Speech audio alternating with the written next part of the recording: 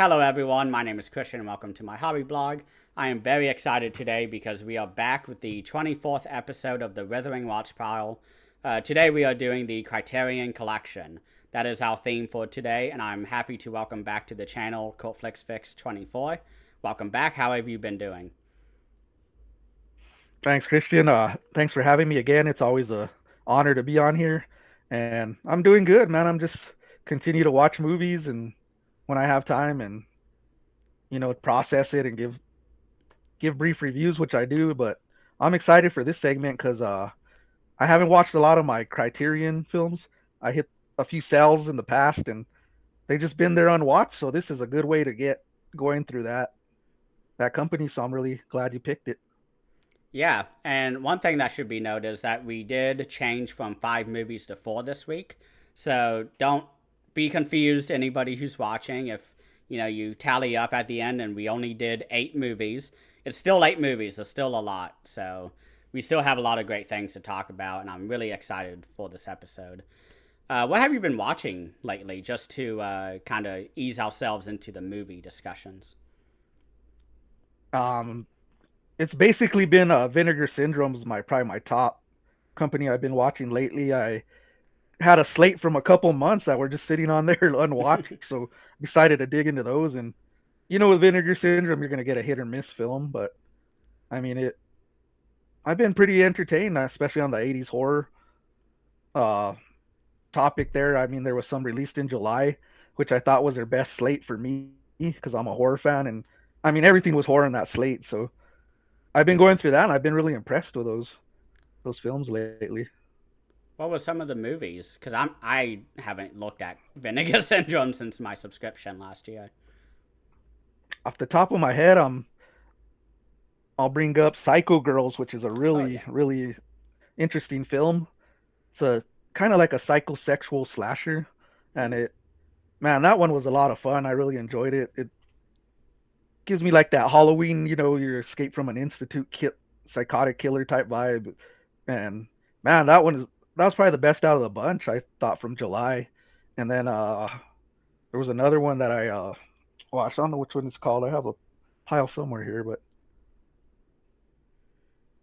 mm, which one was it? I can't remember off the top of my head, but uh I also watched Blade in the Dark, which looks fantastic on 4K, Hmm. and that's an underrated Jello in my opinion, and it's pretty brutal. Like I mean, it's got its moments, great kills in it. The twist is pretty solid all around, so I recommend Blade in the Dark if you haven't got that one. There's one I still gotta watch, which is a kaiju film called Gorgo, but Oh yeah. that one I have next to watch, and I've heard good things about it, so pretty pretty excited to check it out. But I mean, I've gone about through half the pile, and I still got to watch another half. So Yeah. What's funny is that I finally got my shipping confirmation for Vinegar Syndrome, and it includes Blade in the Dark. So I did get that, and I'm really excited to nice. watch that because it's Mario Bava, correct? Um, I I'm not sure think on. it I think so. is one of the major like slasher guys.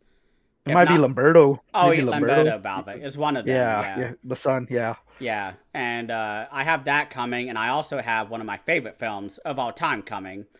A little film that you may have never heard of in the past that is co produced by Trauma, and I'm delaying as much as possible because I'm very excited for this and I can't wait to review it. It's Killer Condom.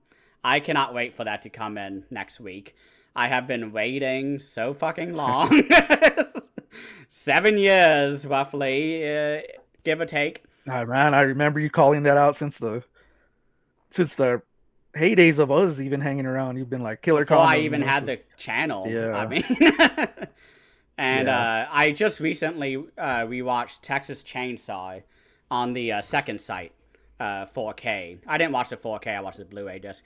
But oh my god, I have been bamboozled my entire life for a reason that you will be shocked to learn.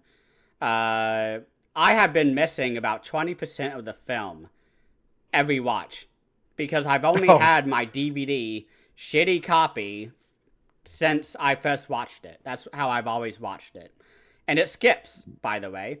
And I've never noticed it because it just skips randomly. And, you know, with the editing in that film, I don't know. I had no idea. So I was watching the second sight 4K of it, and I was like, there's so much more terrifying shit in this movie than I thought. This movie, like, I always thought it was terrifying, but oh my god. It's in a whole nother level with that. Yeah. I have been missing 15 to 20 minutes of scenes my entire life since I've discovered Texas Chainsaw. Because I bought it back in 2016, maybe, on DVD when I first started collecting, and I was like grabbing all the cheap DVDs I could because I had no money as a college kid. And oh my god, I'm blown away by how much I missed. And I rediscovered my favorite movie that way. So what a weird twist of luck for me to re-experience that movie in that way, because what the fuck? I didn't ask for that.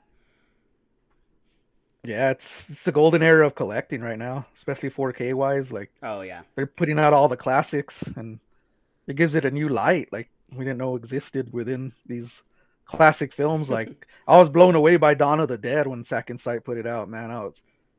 I'd never seen the movie look that clear in my life. Like, and you get every cut as well, which is a Oh yeah. bonus because that wasn't easy to find before that. uh, big big news drop. You can find the full cut of Dawn of the Dead on YouTube. Mm. So, because the Dawn of the Dead Second Sight edition doesn't come with a Blu-ray because of the rights issues surrounding Richard Rubenstein. And I know we're totally off topic, but you know I love talking about this shit. No, that's good info. But yeah, so the reason why they don't have Blu-ray is because he wants an absurd amount of money for it. So they were like, okay, like, you know, we're a Region B company. We're only doing it on 4K because technically it's region free, but we'll just not package a Blu-ray with it, which they did everywhere else, and that's how you can get it through Orbit, through the kind of standard edition of that set, which is still a fucking beefy set if you've seen pictures of it. But I feel like I should have gone that, but I also get the full novelization of it, which one day I'll read. But yeah. So I've been really into the 70s lately, as you can tell. Yeah. So Underrated decade, man, in horror. it's my favorite decade, personally. Although I do really like the 50s, but that's just because of Japanese films. The Japanese samurai genre, which I don't think should be the reason why I choose the 60s. Well, the 50s, I mean, as my favorite. 70s is like Italian giallo, fucking, you know, the new American studio system, because they all went bankrupt in the 60s. You have prison camp films, you have the cannibal genre, Italian, all of them.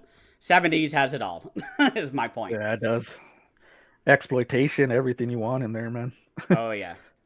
Okay, so we about ready to start officially on Yeah. our Criterion Yeah. rewatch, well, not rewatch, but Withering Watchpile. Man, you can go first since it's your topic you pick, so Yeah, sure. So my first movie is part of the box set, and this is the one I watched tonight. This is not a bad film at all. I enjoyed it for what it is. I just am not a fan, or not a fan. I just don't know the script all that well. But it's part of this box set called the America Lost and Found, the BBS story, which is all about sort of that, sort of the financial bankruptcy that happened to the 1960s Hollywood system. And the BBS studio, I don't know who they are, but they hired a bunch of young filmmakers and bands to make their own movies because they had money. And they were like, hey, go make a movie, do whatever the fuck you want, we'll release it, and good luck. And they gave them full freedom. The movies in this set include Head, Easy Rider by Dennis Hopper, one of my favorite actor-directors, 5 Easy Pieces, Drive, She Said, He Said, A Safe Place, The Last Picture Show by Peter Bogdanovich, which just got a 4K announcement like this month by Criterion. So really great timing here that I did. And then The King of Marvin Gardens. I've only seen Easy Rider and the movie that I talked about tonight, or will talk about tonight, Head. Head is a film from 1968, directed by Rob Raffleston. This is what it looks like on the front and back. It's sort of basically a music video, free form type of movie. There's no narrative, there's no characters. It's the band The Monkees, who have done hundreds of, amazing songs, apparently. I don't know really much about them. They have maybe one song that I know. I would have to look it up, but they paid for this movie. They had a lot of leftover money from the concerts. So they were like, how about we just make our own movie? And the studio was, just letting anybody make a movie, and Monkees was, financing it as well.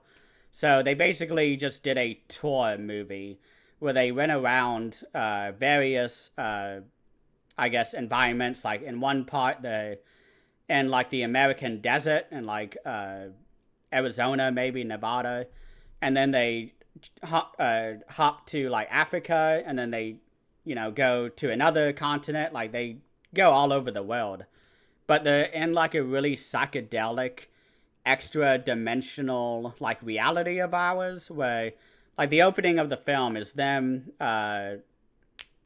off screen. We don't see them yet, but there's a big ribbon cutting ceremony going on at a newly opened bridge, and they're having a lot of microphone feedback, and they keep having to test the mic, and it's this really long, like awkward scene, and then out of nowhere, the band the Monkees come through and just walk or run right through the ribbon, thus breaking it before they could cut it. And this entire movie is basically a deconstruction of social society, and basically pointing fun at everything. Military, doctors, the Vietnam War. This movie came out in 1968. This movie is fresh off of the Vietnam War. It's a really interesting movie to watch. I don't want to say fun. That was the word I was about to use, but I wouldn't say it's fun unless you're a Monkees fan. And I don't know really anything about them. I enjoyed its anti-establishment themes that they had throughout it. I really enjoyed the cinematography along with the special effects, because they had a lot of sort of different coloring filters on it to where it was really psychedelic. And you also have monkey music playing, not monkey music, but the Monkees playing the music as part of the soundtrack. So you have this really like just relaxing movie going on. And that's what I meant earlier by I was falling asleep, is that I was like, this should have been like a Sunday afternoon type of movie for me where, yeah, it's okay if I fall asleep. It's okay, if I, just listen to the music for a while. Like, it's really pleasant fucking music to listen to, but for a Friday night movie, I wouldn't recommend it, as that type of movie. Maybe Easy Rider. I think Easy Rider would be a better one for that. But I enjoyed the movie. It's my last ranked one, but, I still gave it 4 stars on, Letterboxd. It's great. If you're into it, watch it. If not, I don't know. My original plan was to watch all of these in a weekend. Maybe I'm on that path now, because this is the first movie of the set. And the second movie is Easy Rider, which is like one of my favorites. So, yeah, I don't have too much else to say. Have you seen it? Know anything about it? No, I don't, till you mentioned it now. And I don't know too much about that Monkees band either, but it sounds interesting. What kind of music do they play? Is it So it's like I don't know what they would call it. I'm trying to find a word in the thing. I don't know what, I guess classical rock, but like I'm not a music guy, so I'm sure people who actually listen to the Monkees are probably wanting to beat me up, but like it is like think of like 1960s rock radio. That's not Led Zeppelin. It's that. Like Beatles, I guess, would be like the American Beatles, I think. That's actually one of the jokes in this movie, is that they keep making everybody run away from like the restaurants and stuff, because they've always been viewed as like a mediocre band, like a one-hit wonder.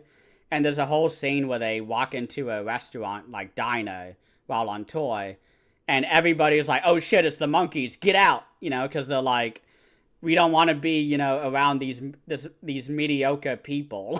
Like, and one of them says like, get out of here, boring Beatles, or something like that. It was pretty fun. So I guess Beatles is the closest band and sound. So Interesting. I like that era of music, so I'd probably be into it. Like yeah. that psychedelic era. Hmm. Era. Can't talk here, but yeah, yeah, it seems interesting. Is that box set like the same director, or is it just like variety? It's a variety. They're all made Variety. under the studio. It's BB something Oh, studio. okay. I think. Oh yeah. So it's the initials of these three people. Bob Raffleson, who directed the movie I saw, Bert Schneider, who I don't know who that is, and Steve Blano. Wow, Mm. they're all Bob, Bert, and Steve, and the last names are kind of similar. Wow.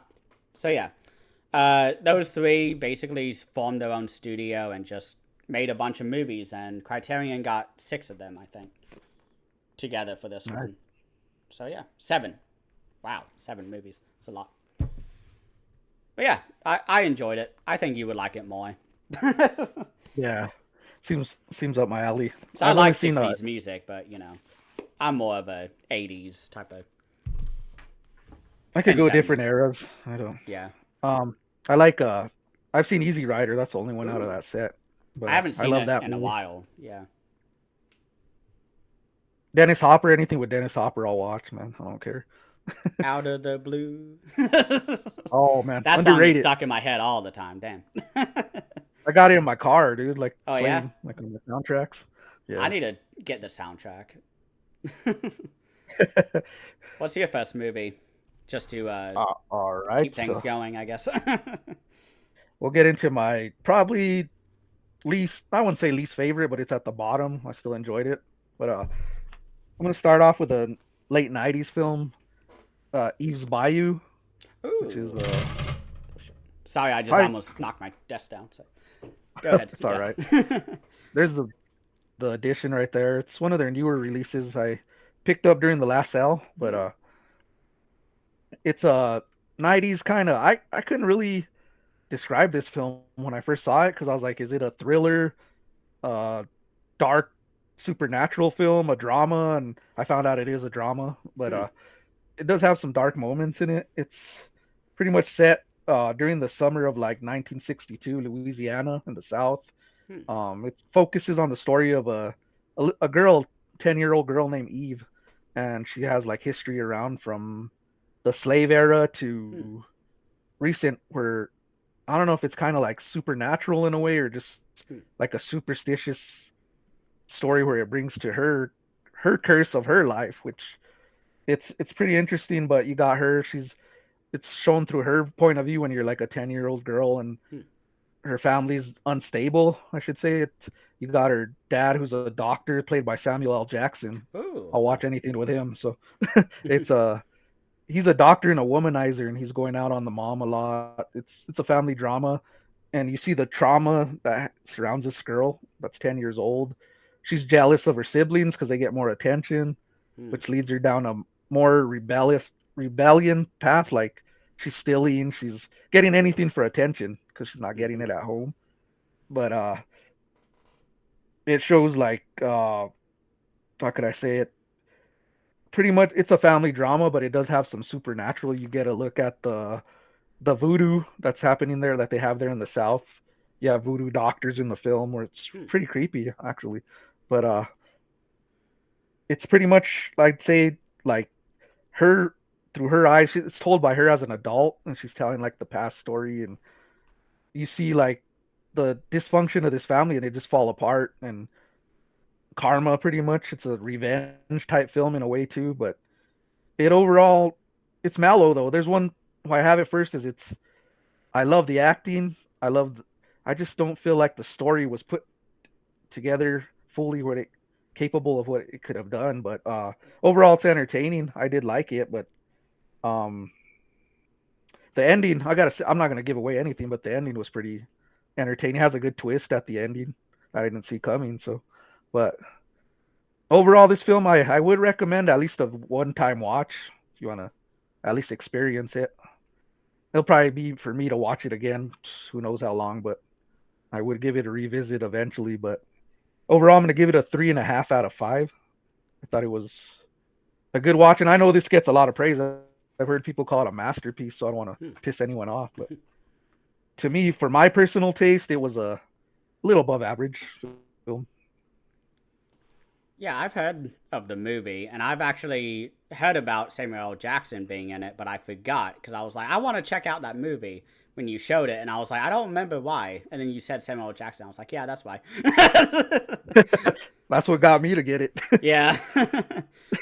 And the drama part sounds great for me, at least, because I'm a big, like, character development, like, looking, at emotions and, drama and all that. So, I feel like it's more It my is. type of movie.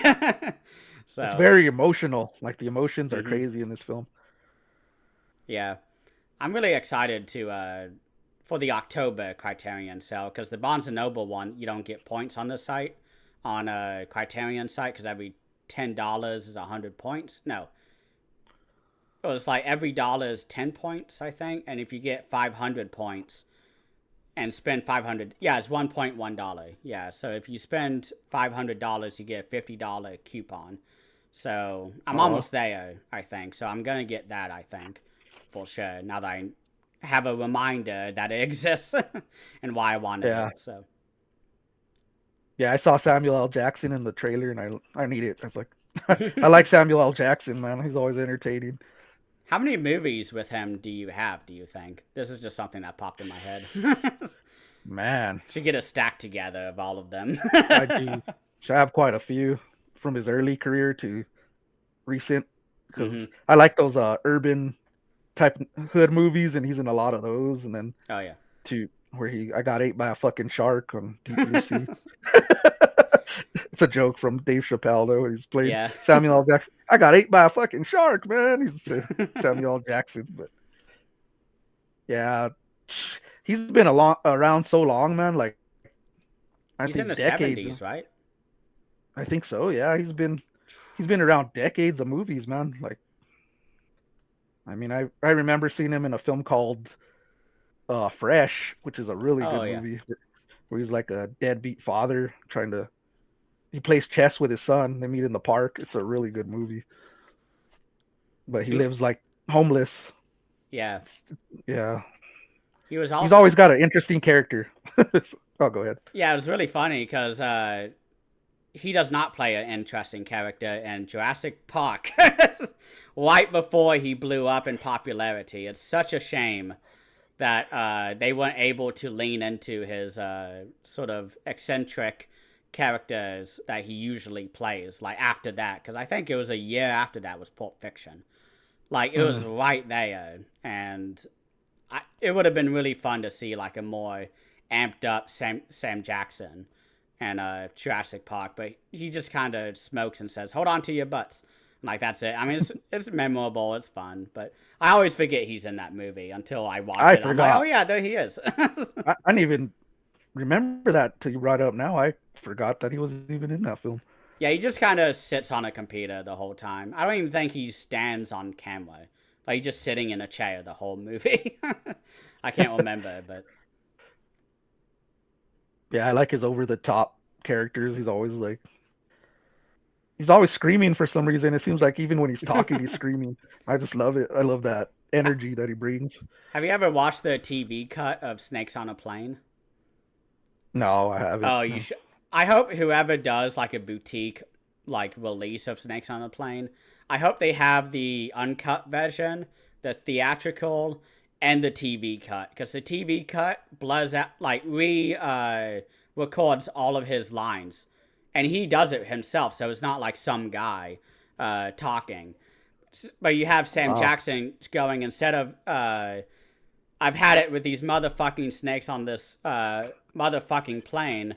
Instead, he says, I'm tired of these monkey fighting snakes on this Monday to Friday plane. This Monday to Okay. Friday, like, it's so bad. Just for the motherfuckery, I call him sometimes. Oh, yeah. Yeah, that's his slogan. I mean, it goes with him. Hmm. But no, he's very talented. I've always been a fan of Samuel L. Jackson. Oh, yeah. About ready for my But next one? yeah, I'm all done there. All right. So we're still in the 60s. For this Nice. one, I did not mean to do this. I think both of my movies are only in two decades. So this movie came out from 1999. I am just speaking way too fast tonight. This movie is from 1967, directed by Catherine Deneuve. This is a French film, which is more of a drama, but I chose this movie because, first of all, the movie is Belle de Joie. This is a Hmm. French drama slash uh, psychosexual drama, I think is the best way to call it. Because it's all about an unhappy wife who is living at the top floor of an apartment, and her husband is just completely distant, wants nothing to do with her. When he gets home, they sleep on separate beds, first of all. That's unheard of in the 1960s. And they just are completely just cold to each other. And the wife wants him to be more sexy and kinky in the bedroom, and he is more just like, yeah, I'm just masturbating into you. That's a very mean way to word it that way of sex, but that is exactly what he's doing because she's not Oh, getting any of the pleasure. She's getting nothing. And I'm also stealing that line from a movie I heard, which I'll never forget. I don't know what movie it is. I did forget that, but that line I think is perfect for masturbating in somebody because that is exactly what he's doing. And he's just not listening to her, wishes. And so she decides to join a brothel and become a prostitute. And she goes by the name of Belle de Joie, which I don't know what um, the translation is, but she begins work at a brothel in France, and slowly but surely, people in her life start popping up, and she doesn't really know how they found out, and so she has to keep her identity secret because she's part of this really high class of rich families, and she goes to fancy dinners and like all sorts of stuff, and those barriers start to break down, and we don't really know sort of what's real, what's imaginary, and this also served as a starting piece for George Romero for his film, originally called Jack's Wife, but otherwise more popularly known as Season of the Witch. That movie is a direct homage to Belle de Joie. And I discovered this movie in Dr. Will Dodson's class, who has been on this channel.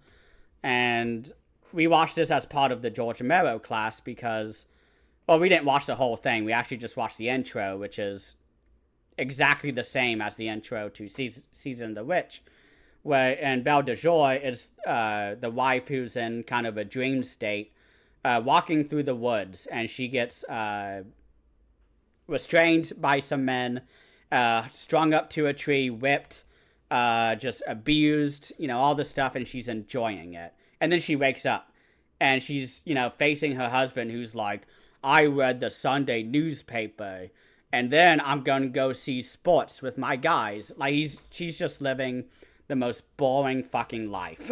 Like you can just see it in her eyes when she wakes up. She's just so disappointed. She wanted to stay in that dream. And in Season of the Witch, we have the same housewife character walking through the woods, but this time she's getting whipped in the face by leaves as she's trying to follow her mother. She's trying to follow the path of her mother, but there's obstacles whipping her in the face, cutting her, all this stuff, and so she decides to go her own path. And George Romero kind of takes that more the artsy route, which I love. And yeah, this movie's fascinating. It's fun to watch in that lens of sort of as a great double feature with Season of the Witch. I think it would be great, but it is a drama. You have to really be invested in the characters, the dialogue, the settings, all of that.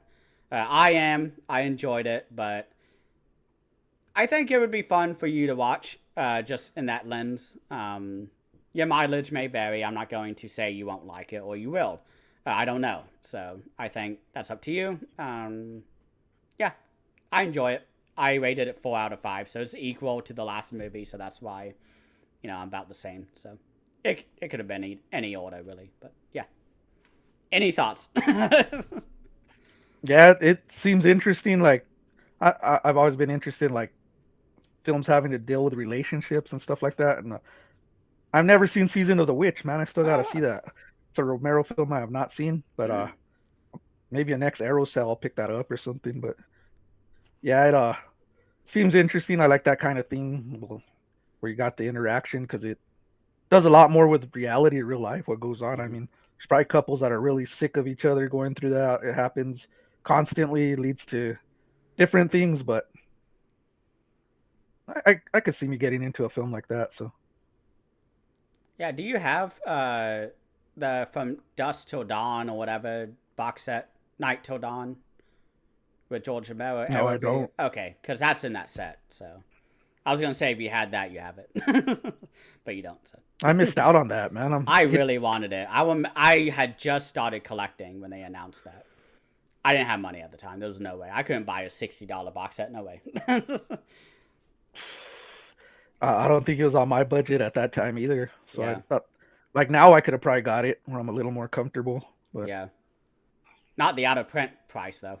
It's like no, two no, hundred not that. dollars. No, hell no. Like Yeah, I'm not paying that. I'll pay the no, $10 per Blu-ray and then just have them together on the shelf. yeah.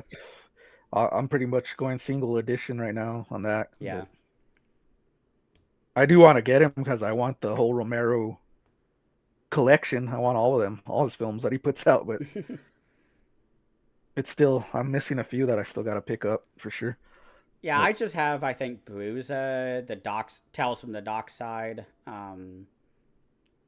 I think that's Survival of the Dead, which is like my least favorite zombie Romero movie, but it has been a while since I've seen it. I need to rewatch it. So yeah, I still need like Diary of the Dead. I don't own that. It's like $5. You could find it for oh, that that price. one's But pretty great. I you enjoy it. know, It's fun. yeah. His earlier films, I just got The Crazies, which I want to revisit again. That's one of my favorite movies by him, especially after COVID. It is a very, Yeah, very and different movie to watch since COVID. I've seen it once only, so this will be like my second time watching it. So I'm excited to see how it holds up after a few years. Yeah, I would love to hear that. What's your next movie? All right, my next movie is probably one I'm gonna probably get ambushed for because I know it's a.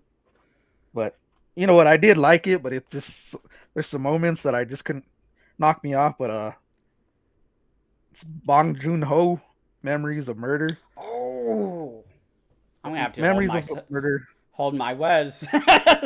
Yeah, I know you're a fan of this. So I'm like, man, I don't know, but this film, it's the first half that I couldn't focus. I don't know what it was. It was just too slow for me, and I I was can like, get that.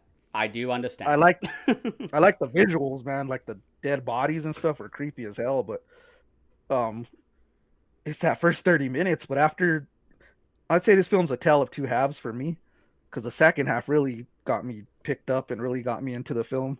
But it was that first half where I was like, I think I text you. This is decent so far, but it, yeah, this is a detective story. You got two cops who are assigned to a murder investigation. It's based on a true story. Hmm. Um, and you got these girls getting killed in the middle of a field. They're murdered, sexually assaulted, um,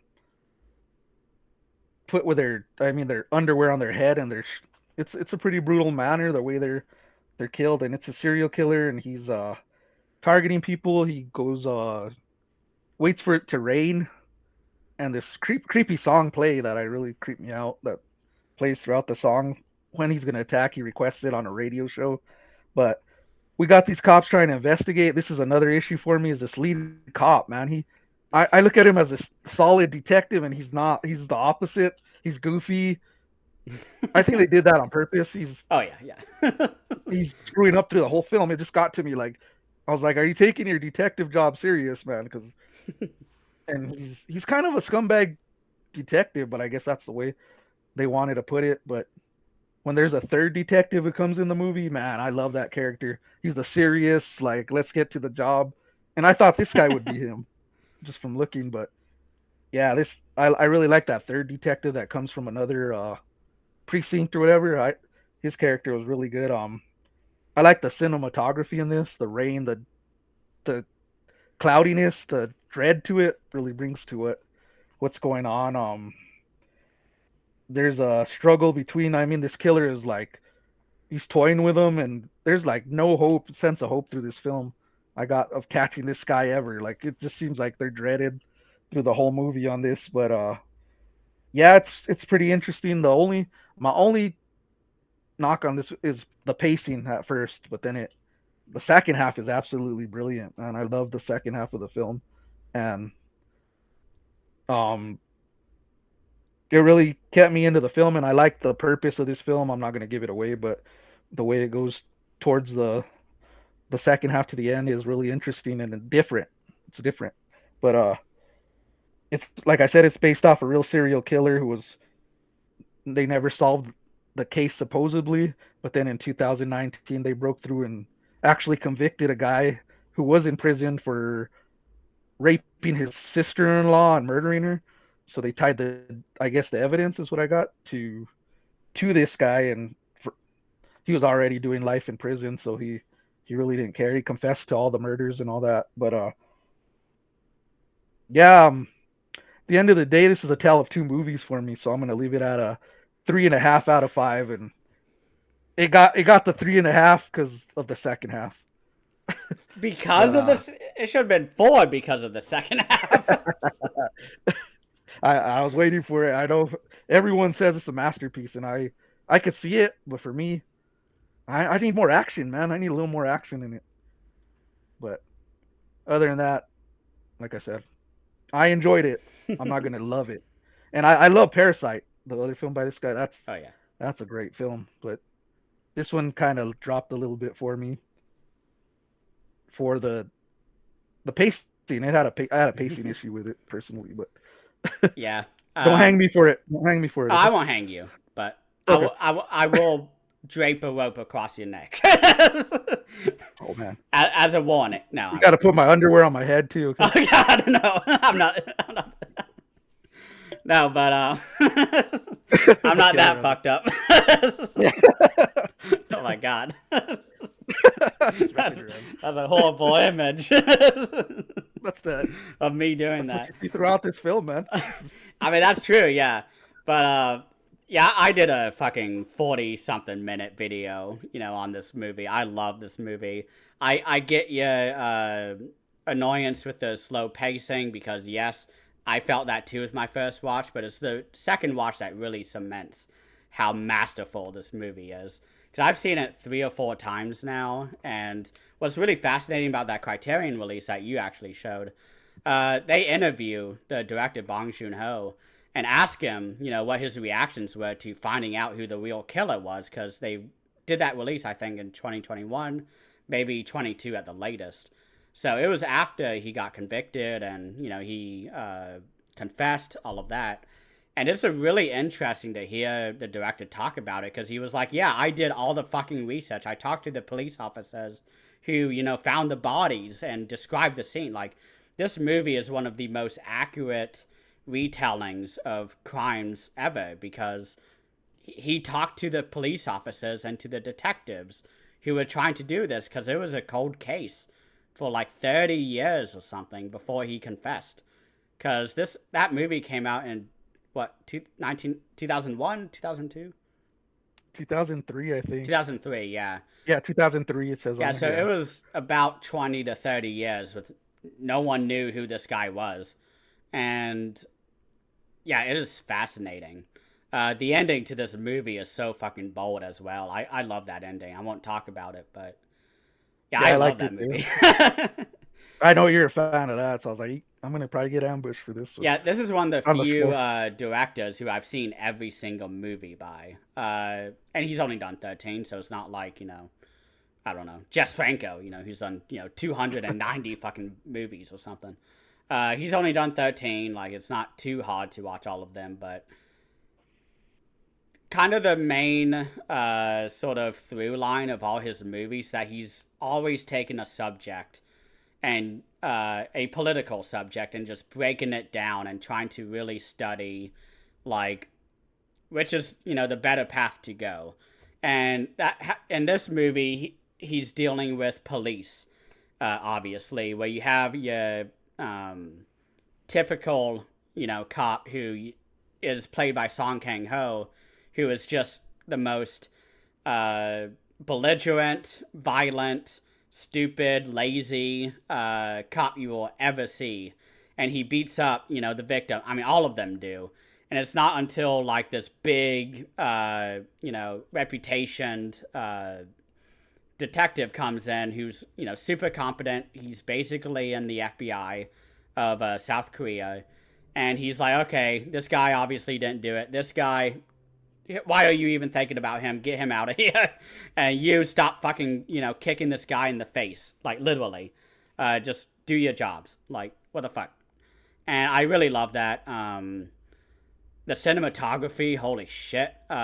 He has only had like 2 or 3 cinematographers through his career. The one he was working with at this time, because this was his first movie, by the way. Oh, his second movie, I'm sorry. The first movie was Barking Dogs Don't Bite, I believe, is the name of that. That one's pretty okay. But the first half of his career, he had 1 cinematographer, and from, I think, Snowpiercer and on, basically when he got into Hollywood is when he changed cinematographers, I want to say. And then Parasite, he went back to that one. I think that's how it is. It's been a very long time since I've done all that research, but yeah, I could go on all day about Bong Joon-ho. I know you're a fan, that's why I said. Yeah. I'm racing myself. I mean, I'm not like, I understand why you say that, but I think a rewatch is going to be very fun for you because you're not waiting anymore for the action. I think you'll be able to really see, kind of the exponential levels of excitement, because it does start off really low and then just like a roller coaster. So I don't have too much else to say. I don't want to go all day on this. Yeah, I think it'll grow, like I said, but it's like first view was the pacing for me, and that character detective I didn't really care for, but it did grow. The film grew as I watched it. I'm not gonna lie, it got really good towards the second half. But yeah, I didn't love the film, but I liked it. Yeah. So I think I gave it a 3.5 out of 5, which you were like, that's blasphemy. But yeah, that a 3, like, if it wasn't for the second half, like, damn.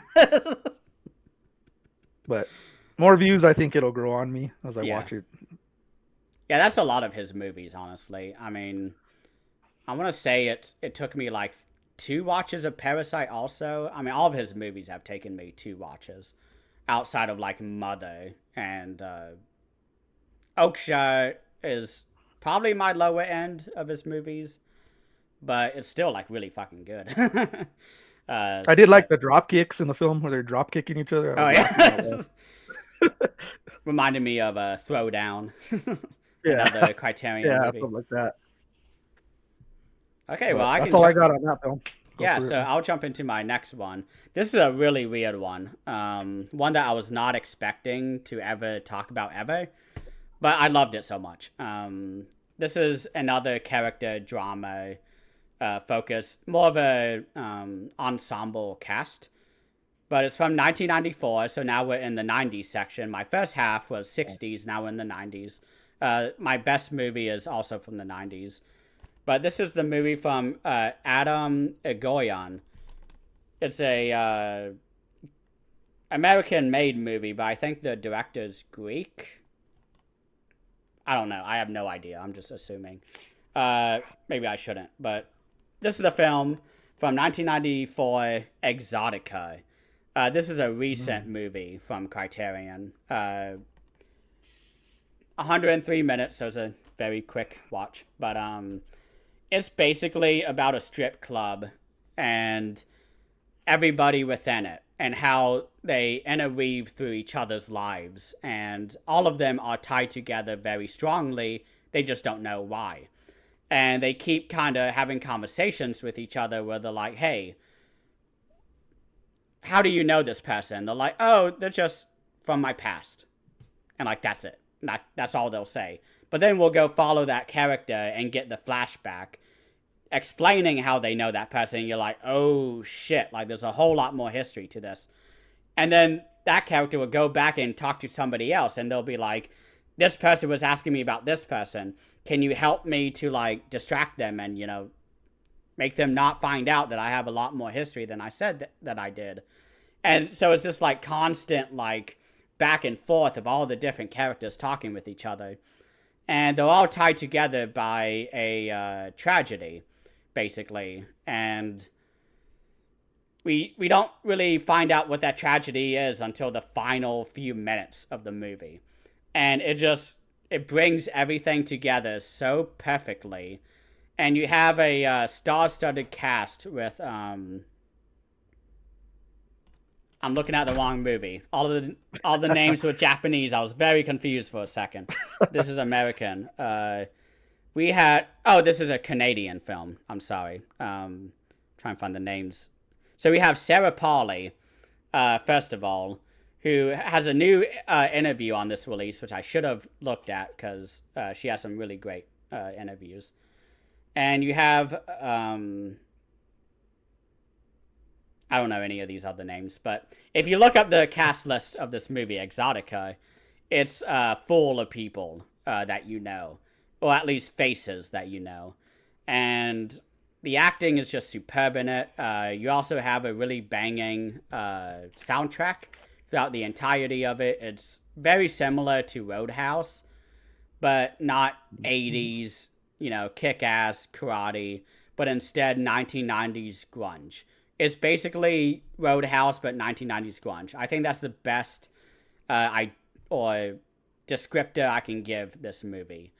I loved it. Cinematography is amazing. The audio design is amazing. I can't really talk about anything with the story because there's so many spoilers, but I highly recommend it. I gave it, I think, 4.5 out of 5 stars. It could easily be 5 stars once I've thought about it more and looked at interviews and all of that. But this was an amazing movie. I really enjoyed it. But that is the strip club. It's drawn in like a crazy, Oh wow. style. But that's what it looks like in there. All those flowers and plants and stuff. They're in there. It's not a disgusting strip club. So, I mean, it is disgusting, but for other reasons. So. You sold me at Roadhouse, man. Right away. I was like, okay.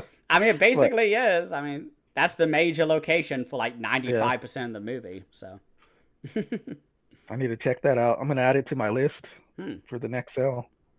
Um, yeah, that seems right up my alley, and I have a soft spot. Like I like these 90 films. I know some could be bad or good, but if 90s, I'm like that's another era. I'm just like intrigued Mm-hmm. to see how it's kind of aged. I hate to say that but it has aged, but some well and some not. But I've been looking lately for 90s films for some reason. A lot of them Next year will be that his I picked up. 40th anniversary. Man, I'm feeling older by the minute. Same. But yeah, that did catch my interest. Some I'd be into, especially like I like that nightlife kind of Oh yeah. city life kind of feel setting to a movie. Catches my interest right automatically. But never seen it. I'll look out for it. Yeah. This was a movie that was just one of those movies that was announced on Criterion, and I was like, didn't even look at it. I saw the cover and I was like, looks great. Read like the first 2 sentences. I was like, I don't know any of these names. I don't know these people. I haven't seen any 90s movies compared to everybody else. So it was like, okay, just kind of forgot about it. But everybody I know on Letterboxd has been like giving it 5 stars. So finally, after like 5 people who I knew rated it 5 stars, I was like, okay, fine. And I got it on the Yeah. sale, and I was like, yeah, okay, I get it now. Like, I love this one. It's really good. Yeah, I was going through the cast. There's some that I recognize. Elias Cotillas, I know him from Yeah, the 90s Ninja Turtles. I mean, I yeah, think he he's was in in that like film. everything. He's in Yeah, Twin Peaks as well, I think. Twin Peaks. Yeah, he's a good actor. Really enjoy his stuff. I'm pretty sure he's the guy from Ninja Turtles, man. I hope I'm right. Yeah, I'm looking his name up right now, actually. Um, Zodiac. He's in Zodiac. yeah, you should watch Zodiac. That'd be a great follow up to Memories of Murder. Yeah, I'm gonna have to look into Those that two one. are my favorite. Whatever it's called. Kind of like Serial detective killer. story. Yeah, Yeah, serial serial killer killer movies. detective. Oh, he was also in Crash by David Cronenberg, one of my favorite roles by him. He is fucked up. He is disgusting. I hate him. He is so I've never nasty in that fully movie. seen that film. Like Foley. I used to watch it on the IFC channel, but I'd always catch it where it was already started. Oh, So dang. Oh, it's on I never Criterion as well. You should watch it. And Arrow, need I to pick guess. that one up. Arrow did a 4K, I think. Yeah, I missed out on that one. But anything else you got to say on that film, or Any more would be spoilers. yeah, you got to be discreet on that.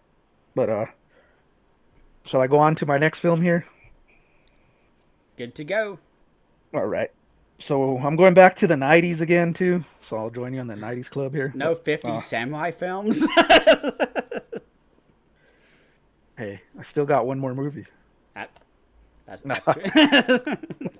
but Yeah. this was my second favorite movie out of the bunch, and I'm gonna go to 1993's Cronus. Cronus, Ooh, yeah. Guillermo del Toro. Guillermo del Toro. Um, I haven't dug into this guy's filmography a lot. I mean, I watched Hellboy. I watched this other one he let out, Devil's Backbone, which I hadn't seen for the first time, and I was really impressed by that movie. Um, Pan's Labyrinth, have you seen so that this one? is no, I haven't. I haven't. I've seen the What? first one, Oh, Pan's but Labyrinth? not that one. Is it a remake or no? No, Am it's I a off? wholly original. Oh, okay. Oh, you should I haven't definitely seen watch it it. anyways, but Oh, ooh. That's his most well known one, aside from Hellboy. Yeah, you should watch that, yeah. Go ahead. I'm definitely gonna look into that one too. But this is a horror film, of course. I'm biased. I love horror. Okay, so this is about a antique dealer named Jesus. He stumbles. Well, this starts with like 50 in the 1500s. There's a pretty much a scarab. It's called Kronos, and I think it's biblical. It has something to do with ancient times, something like that. But it's supposed to give you eternal life. Whoever holds it, and we start with a real creepy image. A guy, fantastic makeup effects in this movie. Um, and then we fast forward to like 400 years later, where this antique dealer named Jesus, and he has a granddaughter, like an orphan granddaughter. He's picked up, and he owns an antique store. Have a It's a saint that they open up, and they find this device. It's like a bug-like looking. It's chrome, and it pretty much will grant you eternal life if it like stings your hand and drain like puts a stinger in you and takes blood or whatever, and you're start the whole another mechanism comes to your life. But he stumbles across this, he messes with it, of course, gets curious, and strange stuff starts to happen to him. He's craving blood, flesh, blood. This is where I get confused with the movie because it's got different aspects. I couldn't take it if it was a zombie movie, vampire tale, or a pretty much how would a Frankenstein. I got even Frankenstein out of this film, but it's real intriguing. And then you got this other rival guy. He's dying. He's like a rich man. He has a nephew played by Ron Perlman. I love some Ron Perlman. And they're after this guy. They want that scarab to grant because this guy's sick. He's dying, so he pretty much wants this to get a hold of this. So they're harassing this guy. It's a back and forth, pretty much cat and mouse chase with some an unfortunate event happens, and this is when the whole film just sets off. It goes into complete, to me, hammer horror, if you could say that for a modern time. But I really enjoyed this classic. I have it as a classic monster story. Um, I have here a mixture of, like I said, Dracula, Frankenstein. I can't call what this film is. Um, but yeah, it's wonderfully shot. It's ambitious. I could tell it's one of Del Toro's earlier films, so it's where he was still it's in because he filmed like in Mexico for a long time before he came to the U.S. and got his name. But yeah, there's just something about this Del Toro films that I'm watching, and I'm just like, it's right up my alley, my style of films.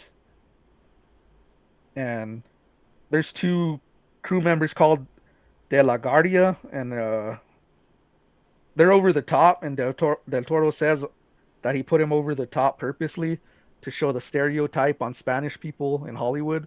So he Hmm. purposely did that because it's they have Ron Perlman who they said couldn't even speak a moment of Spanish in this film. They were like, Hmm. it's so horrible that because he was supposed to do a whole line in Spanish, everything was supposed to be in Spanish, and he was so bad they had to change the dialogue to half English, half Spanish, Oh. so he fit in the character. So it's it's pretty hilarious, but yeah, all around solid film. I really like this one. I gave it a 4 out of 5. Yeah. And I'm a little biased because it's horror because I love horror tales, but Yeah. overall solid.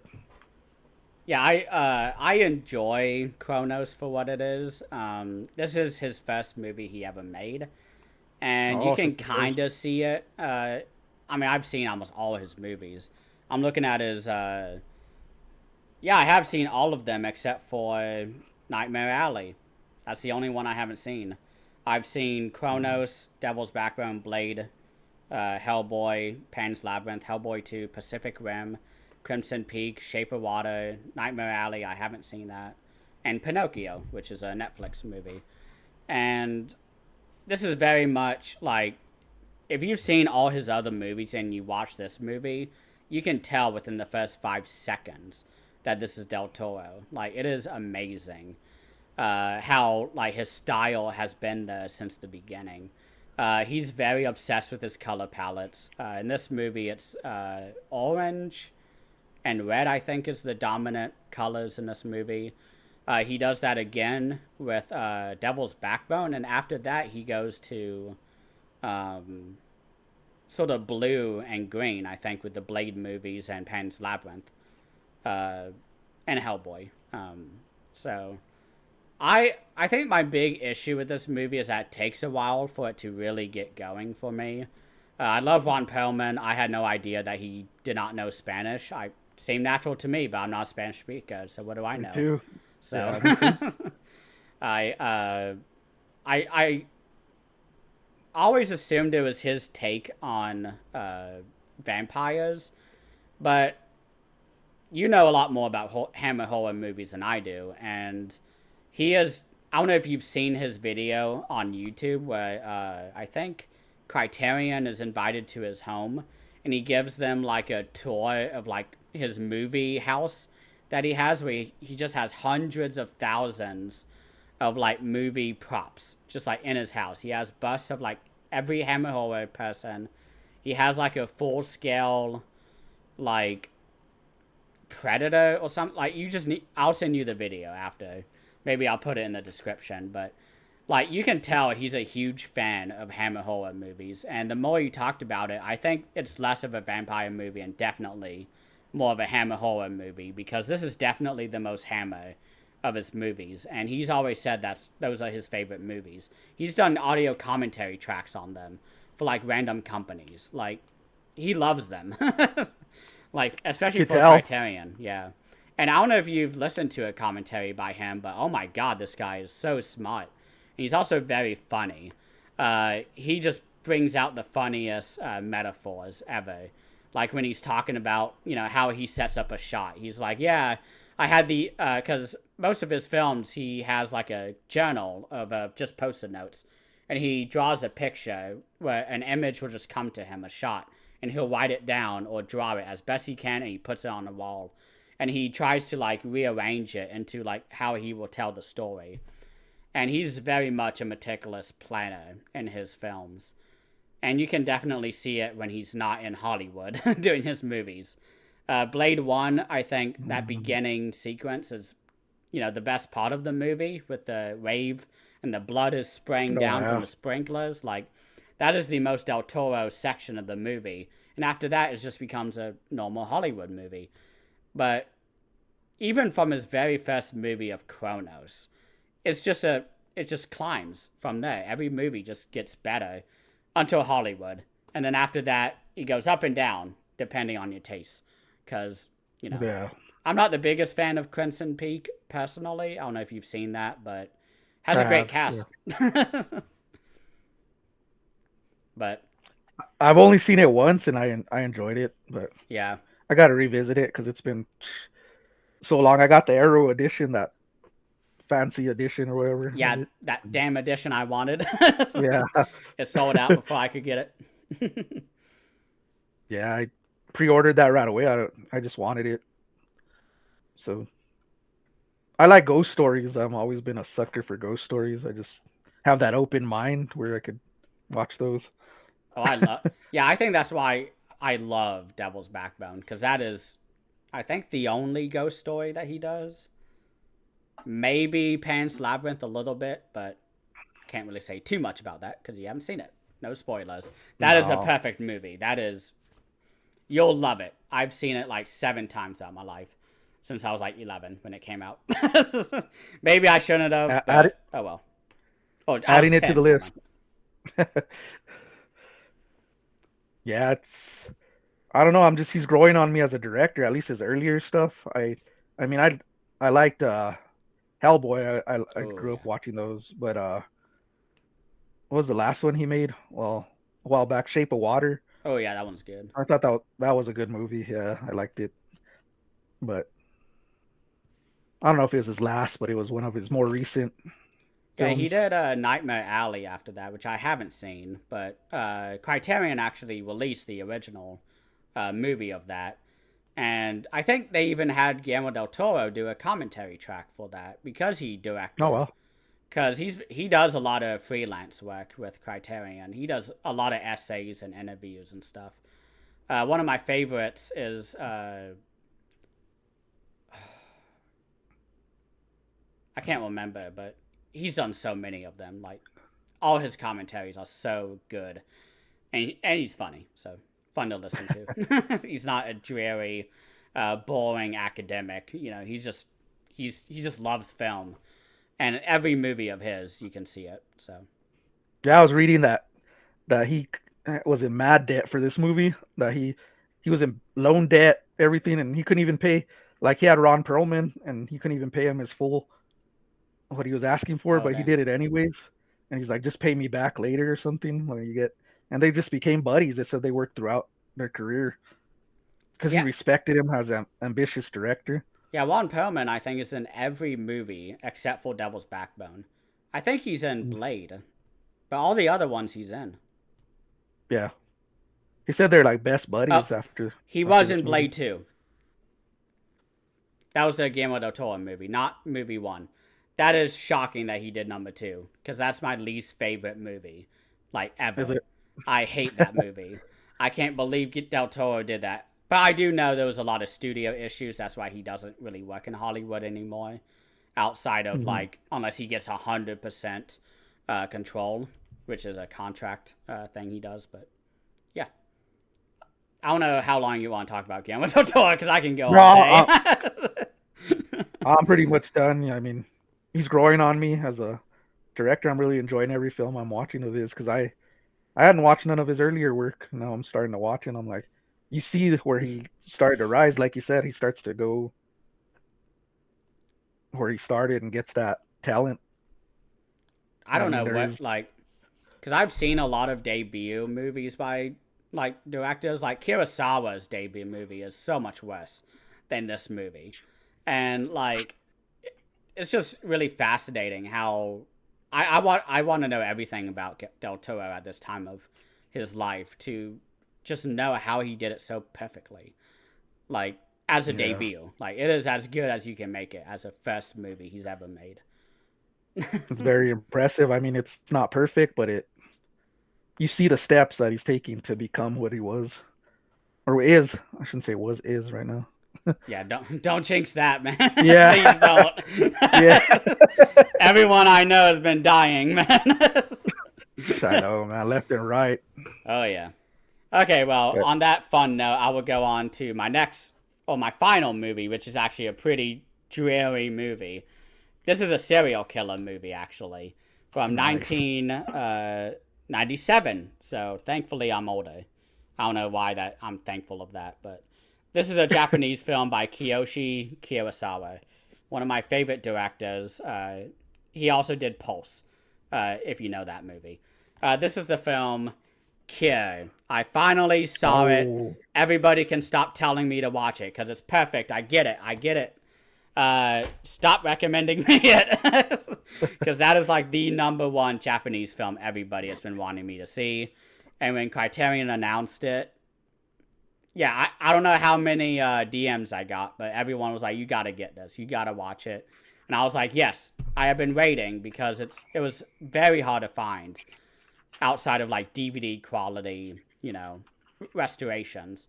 So I was waiting. Like I could have watched it any time, but I wanted to wait until I had a really good restoration, really great sound, like all of it. And I I got that with the Criterion Collection edition. And holy fucking shit. This movie is just a bombshell after the other. Uh, this is another exotica for me where I can't really talk too much about it. But the serial killer has a particular quirk about him that makes the movie just way different and more unique than any other serial killer movie. And I'm not going to say what it is because that would be a spoiler, because then you can logic out the rest of the movie because of that. Don't even look it up. Just buy this edition and watch it. The cinematography is amazing. The editing is amazing. The acting is amazing. It has everybody I love who is in the 90s. It has really great music. It's very unsettling. I watched it last night, 2 nights ago, maybe. And I did not stop thinking about it. And I was just like talking to my coworkers. And I was talking to them about a 1997 Japanese serial killer movie, about the story, because I had to talk to somebody about it. And I was just like, yeah, then he did this, then he did that, then he did this, and then the ending. And the ending twist is just so fucking just, it just hits you. Just hits you in the stomach. And I just really want to talk about it right now, but I don't want to spoil it. So I'm refraining. But oh my God, what a perfect, perfect movie. It was going to be part of my 31 days of Japanese films, and it may still be because I still have a lot to unpack because I haven't looked at the extra features. I want to process it still. But oh my God. Yeah, the hype is real for this one. It delivers. Everyone can stop recommending it, please. I've seen it. I see the light. I've been converted. I know. I have nothing else to say. If you have any questions, that's non-spoiler, maybe, because I don't want to. I mean, we've been going an hour and 10 minutes, so we have a good time. I thought we were at like 50 minutes, so we're good. Never mind. So yeah, do you know anything about this movie? Have you heard of it? So on and so forth. I have heard of it. I know nothing about it. It's actually on my wish list. Now that you talk about it, but I was a little iffy because I didn't know nothing about it. I'm glad you talked about it. Now I got it at the top of my list now after hearing you talk about it. So probably next sale for sure. This is going on my top of my list. I was curious about it since they announced it. I was like, it's a horror film, and I don't know, is it Japanese or Yeah, Japanese. Japanese horror film? Yeah, so I was intrigued by it right off the bat. Yeah, I'm excited to check it out. I know nothing about it, so I'm gonna go off your recommendation to go in blind with it, not knowing anything about it, because I really don't. Yeah, this was one of Besides the. the cover. Yeah, this was one of those movies that, because I've been following Criterion since 2016. That was the first boutique company I discovered, and there were people requesting Criterion to release this movie back then, because there were no Wow. releases of this anyway. And again, it was on DVD maybe in Japan, but like that was it. And God, when this got announced, I got so happy. And I had to wait until the sale to get it. And I'm just now watching it. So I'm so happy I've seen it. I think you'll love it. it's like Memories of Murder, but the entire film is that back half, and it just keeps going. So I think you'll love it. Not to give you high expectations, but don't have high expectations. I always say have no expectations, because no matter what, you'll be surprised by something. And if not, then hey, that means you Awesome. hate that movie. So you can be rest assured in your opinion of what you think. But yeah, I'm blabbering, so you can go with your last movie if you like. Okay. So we're going into the last film here, one recommended by you, and it's Kurosawa's Yojimbo. Yeah. Okay, I was I got wondering that's what which I one. got. I apologize if I slaughtered it. My It's okay pronouncing the names is hard for me. as long as it's not 3.5 out of 5. No. Okay. So this is a samurai film, classic samurai. 1961, black and white. This is a film I've been waiting to see. I've heard the buzz about it, you talking about it. Just the whole story in mind, what I've heard about it, the background too.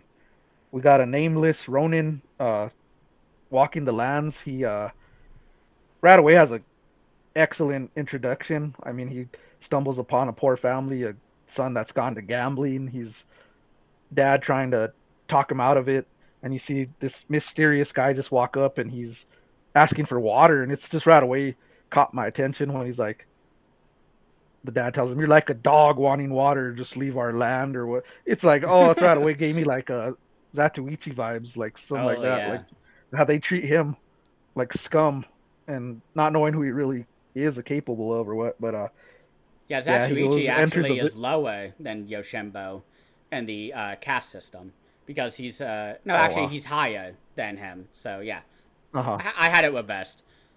So Yeah, because this guy, you could just tell he's like poor, hmm and he's looking just to survive. He's smart though, and he goes into this village. There's you got two clans that are at each other. I mean, you got a bandit of townspeople who are like not righteous, but they're trying to be. And then you got like the other clan who's just straight criminal escapees, murder, whatever, rapists, whatever you want to call them. They're the scum of the scum, and they put a crew together and they're running it. And everyone's like telling him, "Beware of these guys. You don't mess with these guys. Don't get on their bad side." He's like laughing. He has a smirk, like he so he always goes to mess with him. Right when they tell him yeah. not to, he just goes out there just to mess with him. They all separate. They surround him, telling what they've done. Like he has no fear in him. And I right away I was drawn to this film because you have a fight between like four of those guys and him, and he just slices an arm off. I was like, oh yes, here we go. And you get the blood splatter in black and white, which I loved.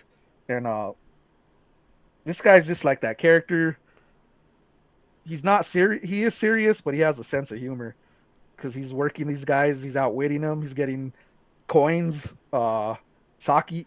How do did I say right? Sake. I think it's sake. Yeah, I've also Yeah, he's heard drinking sake. So it's he's either drinking way. sake, but he's just getting everything to his advantage. Food he needs to eat, playing them. He finds out either neither neither crew really cares about him. They actually like want to kill him on their own. They're just like they want him on his side because he's such a tough guy. So they're both kind of leveling him.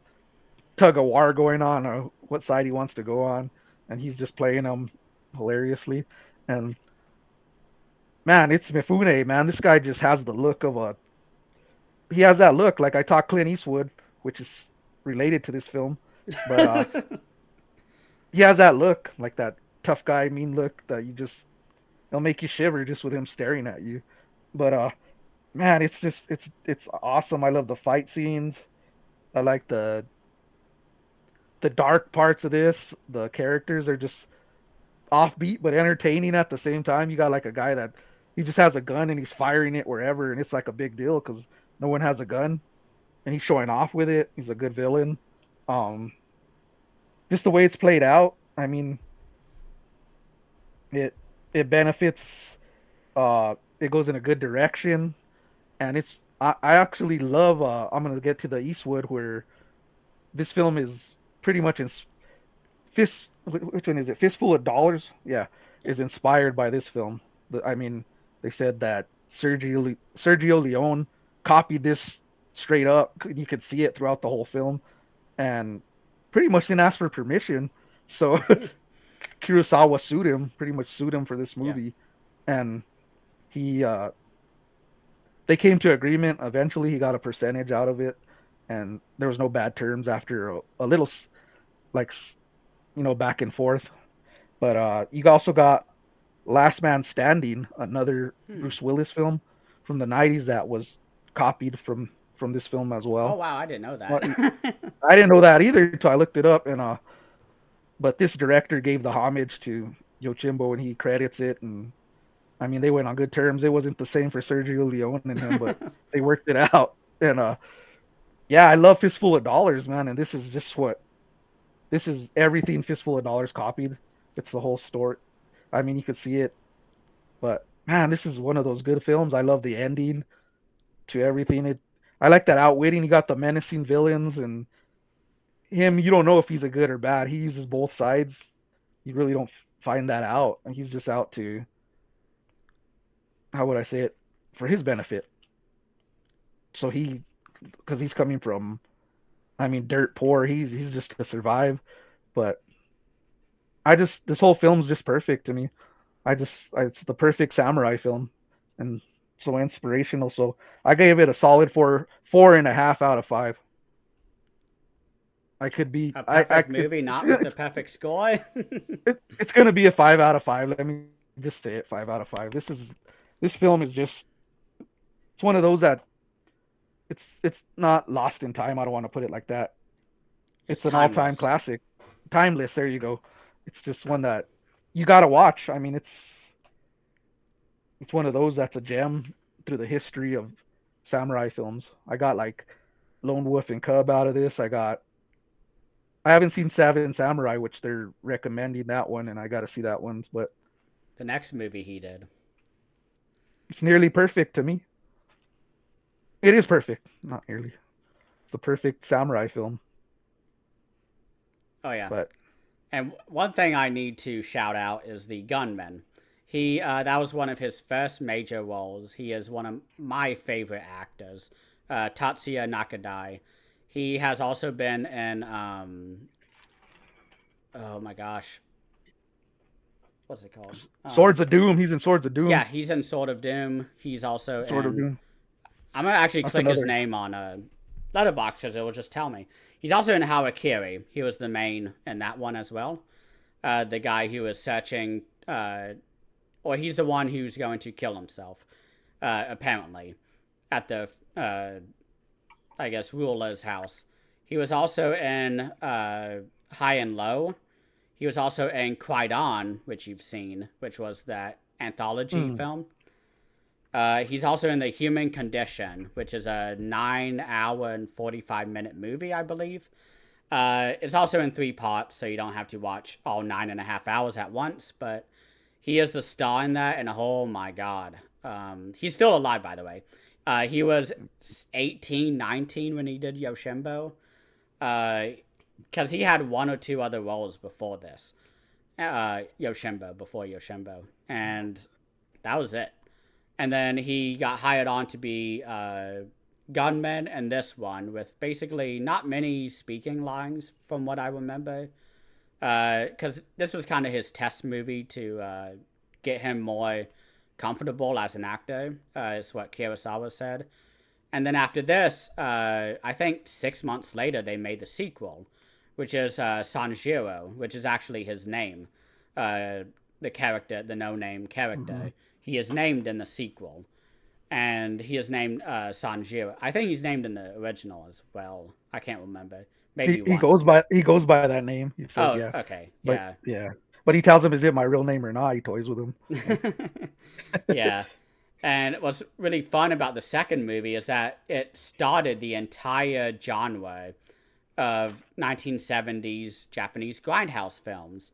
And maybe you know this, maybe I've sent you the video, but it's when Tatsuya Nakadai is killed in the second one. It's technically a sequel, it's kind of a reboot before the idea of a reboot was ever born, but it's the same story, but different, kind of, here and there.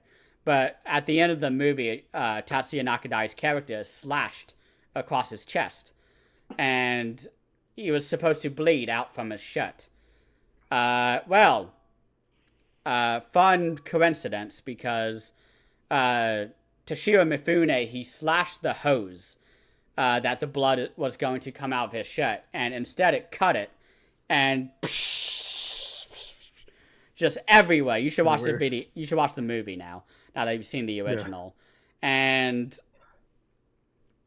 a year or two later, you see Teruo Ishii, who did a lot of the anthology sexploitation films. He started doing the exact same thing. So, and an entire genre was born out of the sequel to Yoshindo. Out of that. Yeah, it's amazing. and I have the set. I need to watch the sequel. Oh, nice. I don't have that set. I only have the standalone. I should pick up Senjiro. Yeah. My first watch, I didn't like it that much, but the second watch, I really enjoyed it. So, I think I'll pick it up. Yeah, they said it's not as good as that one, but nothing is. Still entertaining. Yeah. Don't go in thinking it's gonna be Yoshinbo. Think of it as like a, I don't know, a filler episode, I guess, of like a TV show or like a canceled pilot, maybe. Yeah.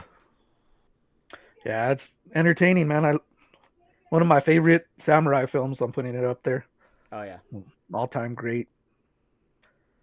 Hopefully I could get to Seven Samurai soon. Have it up there on the shelf too. You should watch Senjiro first, just so you can see the blood spatter, and then go Seven. Oh, you need like an entire evening with Seven Samurai. Just be comfortable. Turn your phone off. Lights off. Candles. I don't know. Baked goods like a charcuterie board. Like go all out. Like it's not a movie. Sake, it's an experience. Sake on the side. Yeah, like make it an entire thing. Like it is an experience. I love that movie. Yeah. Oh my god. I love those movies. It's rated as the greatest samurai film, I think. Yeah, that and I give it to Seven Samurai personally because the character work is just Seven Samurai. You have 7 main characters on top of the 3 or 4 main characters from the village that you meet originally. And oh my, yeah. There's a reason why I talked for 50 minutes about it on my 31 days of Japanese films. I love this movie and Seven Samurai. Yeah, I'm glad I finally saw it. I know you had recommended it to me for a while now, and I finally got to it. So I'm glad I got the experience of it. Woo! I'm so happy. Yeah, Mifune's, man, he just has that it factor, like before Clint Eastwood, but I'm just comparing him to, like, they have that look where you're just like, you're intrigued by the film just by their facial feature, like their look on film.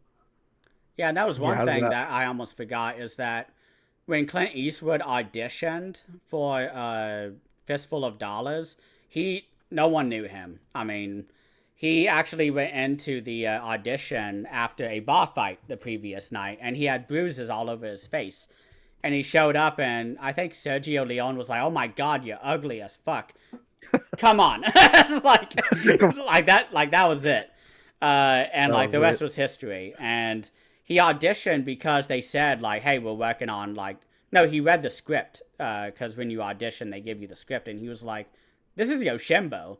Like he knew the movie already, and he'd seen it in theaters actually. I think there's a special feature on the Fistful of Dollars 4K from Shout Factory I have, where he's interviewed about, I think back in the 2000s, probably for the DVD release of it. But he's interviewed about like how he was interviewed or, became, the man with no name. And it's a really fascinating story by him. I'm not a big fan of him as a person outside of movies, but my God, he has such presence in like every movie. He does. And when I found out that he was a big fan of Yoshinbo, oh my God, he got some brownie points from me. He knew his history for sure. Oh yeah. It's point for point, man. I just watched Fistful of Dollars the other night, and they're the exact same movie. I did it. And samurai. Yeah, me and my dad one day, like one afternoon on like Sunday or something. It was just one of those Sundays. We were like, we don't want to do anything. Let's just watch movies, for a couple hours. And I was like, let's do a Yoshinbo Fistful of Dollars double feature because I wanted to watch Yoshimbo, he wanted to watch a western, and I was like, "Fuck it, Fistful of Dollars is a western. Let's watch them both." And that was the funnest like double feature because we both had seen both of those movies multiple times, so we finally were like, "Okay, let's talk about." Over the movie, like a commentary track, just, all the differences, similarities. Spoiler, there's not many differences. But I really Oh, love how they translated the Japanese feudal era to the 1800s, cowboy setting. Like, it is so. I love how they did that. They did it so perfectly. So, it's a western. It's just like a you know Asian type western, like samurai. It's a western, I would yeah. say. I mean, before westerns, I don't know before, but like before I mean, this is they're what. well known, like Eastwood. Yeah, it's been about, I guess, 2 years now since we did Zatuichi, but I remember in the first episode, I talked a little bit how the Western genre and the samurai genre were working together at the same time, constantly doing like a reverse Italian, type of filmmaking where they would just copy and they would just copy, but they had no one copying them. But Japan and America were doing that with, samurai and Western films. I mean, even from the 20s with one of the first John Wayne films, not the Searchers, but Stagecoach, I believe. That movie influenced 1930s or 1940s, Japanese films, and the 1940s Japanese films influenced 1950 westerns. 1950 westerns influenced, like, it just constantly. Kept going on and on. Yeah, it's Yeah. like fascinating. If as you watch, Western films and look up, who the script writers are, most of them are big fans of Japanese samurai films. So, Yeah, it makes me want to see Last Man Standing now with Bruce Willis. oh Because yeah, they like said that's another remake of I've heard of it, and Yojimbo. I've never even, I don't bother with action movies personally, unless I've it's, seen it years ago, but I don't remember it. It's yeah. Walter Hill who directed that one. What? He just had a big Yeah. box set from Radiance maybe. I think Imprint was Imprint, one. yeah, the Yeah, Australian yeah. company, yeah. But yeah, Walter Hill's another one I like. I like his films. Oh yeah. Okay, well, I think that about wraps it up. We're almost exactly an hour and a half. That is perfect. I always like when we have a whole number like that. So, Mhm. what are you thinking is the next theme for the next episode? I got three in mind, so Ooh. I'll name all three. See which one you like out of it. So, all right. See which one I have Um, the most of yeah, which to one do you have choose the from. most of? That we can work together on, where we have a good number to go through. Oh But yeah. I have VSAs in mind, just VSA, Ooh. because I haven't seen a lot of those. I got paranormal films, which would go great now. We're heading into closer to October, not there yet, but Oh, when we do the uh, episode, it'll be September. It'll be close. and then my other one was Kino Lorber. Oh, Kino. Dang, I just finished all my Kino Lorber movies. Um, I don't know. Those were my three. I'll let you choose from paranormal and VSAs. Because Okay. VSAs I have a lot of. I think a lot of them will be rewatches, but my Vinegar Syndrome halfway to Black Friday sale should be here by, the next episode. So either one works for me. So I don't know if you want a coin Uh, flip or. It's a tough one. I was at first all VSA because I haven't seen some, but I think I'm leaning towards paranormal now because it's getting closer to the spooky season. Oh, yeah. Yeah, Get us in the mood. to get us in the mood. Yeah, to go in that. So I'm gonna think just paranormal. It could be American, Japanese, Any. any foreign film, U.S. film. It don't matter. And do you want like ghosts, or do you want like anything paranormal, like poltergeist, uh, haunted items, maybe like just anything like that, or just ghosts, or maybe like what were you thinking? Just I'm thinking we could go all with it. all of it? Ghost. Okay. Yeah, all of it. Demons, whatever you want. If it's a spirit demon, fuck it. I'm gonna watch all of the Ouija movies. No. All of we just, yeah, there you go. Back to back. Oh God. And then stop watching movies for the rest of my life. Mine's gonna be the whole Paranormal Activity box set. I have the box set. That's actually my plan for Spooktober is to go through them all. So that'll be Nice. I haven't seen them since theaters, so we'll see how it holds up. But I think I'll like it more. I'm less critical than I was back then. It has a soft spot for me because I saw those in the theater too. So I only saw the first two, and I saw the third one on DVD or Netflix, whatever. So I've seen every one in the theater. Every one. oh wow, really? Okay. Because So I it gave holds up up. after the third one. I just didn't continue. So I that's kept why I going. got the box. I was like, this one kind of sucks, but I'm still here at the theater. Yeah, that's why I got the box set. Because I was like, fuck it. Like I'm gonna I've been wanting to rewatch these movies for years. I've heard the later ones are actually better now. Like from Marked Ones on, I think I've heard is really good. The last one's good, dude. It's different. It takes a different There's like a shot on trope. video one from like Japan that's in that box set, I believe. The What was the last one that came out? It's Oh, don't ask me. I don't know. 'cause I saw it streaming and I liked it. I thought it was Was really it good. paranormal like I had it in my head and as I was saying that question I forgot. I Um forgot what.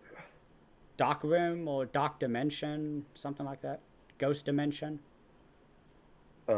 Next of Kin. It's Oh called yeah, Next yeah, of that Kin. one I heard is Yeah, really good. Yeah. yeah. That one's in the I set, thank God. enjoyed that one. It goes different. It's a different take from the whole franchise. Ooh. So like, yeah. Well, perfect. So we'll do for our 25th episode we'll do paranormal. So that's perfect. Paranormal No better films. way for our series to go than Yeah. back to horror. So thank you all so much for watching, and please leave a like. Please leave a comment as well if you want to say anything or just want to react. Just please do everything, all that. Support us, all that. And thank you so much for joining with me again today, Cultflix. It's been a pleasure.